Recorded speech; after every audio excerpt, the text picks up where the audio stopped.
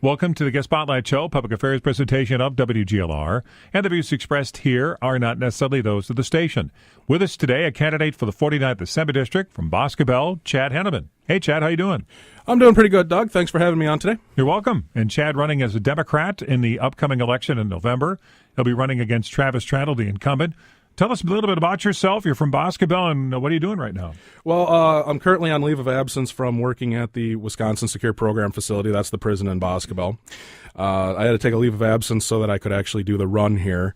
I'm working part-time at a gas station up there right now, and I need some kind of money coming in. I'm not independently wealthy, and I'm not going to have my parents spend more money on another mouth to feed right now. So that's what I'm doing. I'm living on the family farm with my brother. Been doing that for the last 6 years since I've been working at the prison. So I was born in Cuba City. I'll tell you that. I'm old enough to have actually been born there when they still had a clinic there. I lived for the first few years of my life, first 4 years, on a farm outside of Platteville, between Platteville and Belmont. We then moved to Boscobel onto another dairy farm when I was 4. We lived there for 4 more years. And then we were asked to leave because the people who had owned it, they were selling it, and that was in the middle of the summer, so we actually had to pack up everything and move and find another farm. So we found another dairy farm just outside of Boscobel, a little bit further out, ended up moving there. And we actually live there, still do actually live there. It used to be a dairy farm, now it's just a beef farm. My brother passed away in 2006, and all the dairy cows were sold off. So then my younger brother took over, and it's now a beef farm. I can remember from the time I was in 8th grade, my dad actually had to get a job off the farm to support the family. And my mother had already been off the farm for a few years. So every morning from the time I was in 8th grade until I graduated high school, it was get up, go out and milk, go to high school, be in whatever activity I was after high school with football and baseball, and then go back home and milk, and still had to do it on weekends. I think it was 3 straight years where that's all I did every morning was get up and milk cows. The only time I actually got a day off was when I moved to Whitewater for a summer, and I did the exact same thing for my sister, but I had Sundays off, so I didn't actually have to get up on a Sunday morning to go out and milk, but that was pretty nice. After graduating Boscobel, I went to UW-Platteville, majored in communications, broadcasting. I actually worked here for a while, as you remember, Doug. Worked in radio for a few years. Ended up going back to school at Southwest Tech. I have a degree from Southwest Tech and from UW-Platteville. Culinary business is my degree from Southwest Tech. And worked part-time jobs. At one point, I think I had 4 part-time jobs I was working so I could support myself. Finally found a full-time job. I started working for Sodexo in Land's End. That was serving food. And then in 2008, my dad, who's a sergeant at the Boscobel prison, he actually called me and said, hey, they got a job opening. Take the test, interview for it. I think you'll probably get it. Well, I did take the test for the state job. I did get interviewed, and I pretty much had that job before I even left the building that day. Correctional food service leader, number 2, working for the prison in Boscobel, where you're working, I don't want to say hand in hand, but shoulder to shoulder with the inmates in the kitchen. They're the ones, doing all the food and everything else, but you're the one training them and making sure they do it right. So tell us why you want to be a state lawmaker.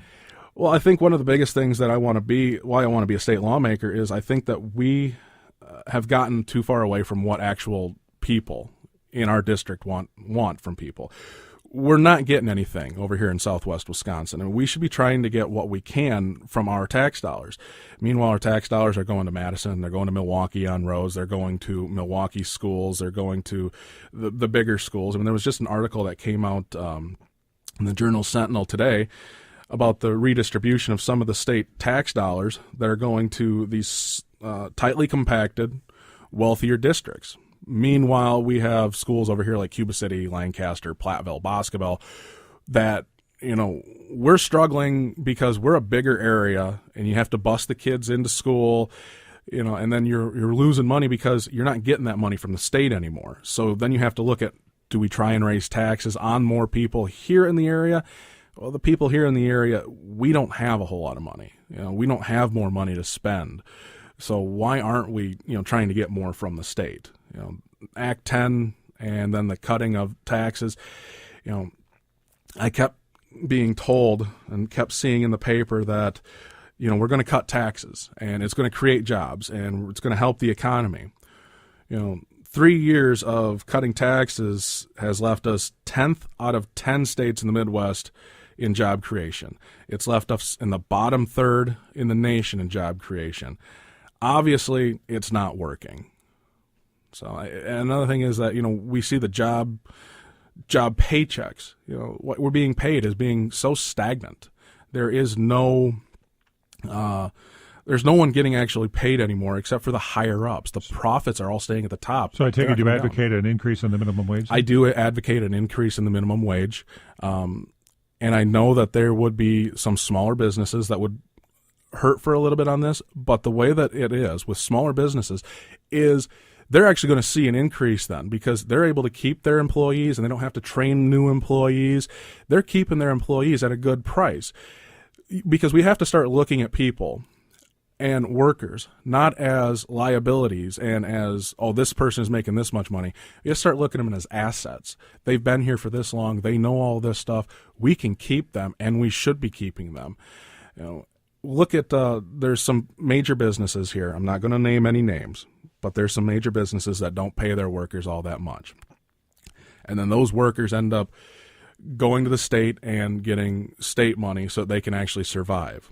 Well, these major businesses are raking in money hand over fist, and if they actually paid their workers, well, then the state doesn't have to use state tax dollars on food stamps and assisted living things.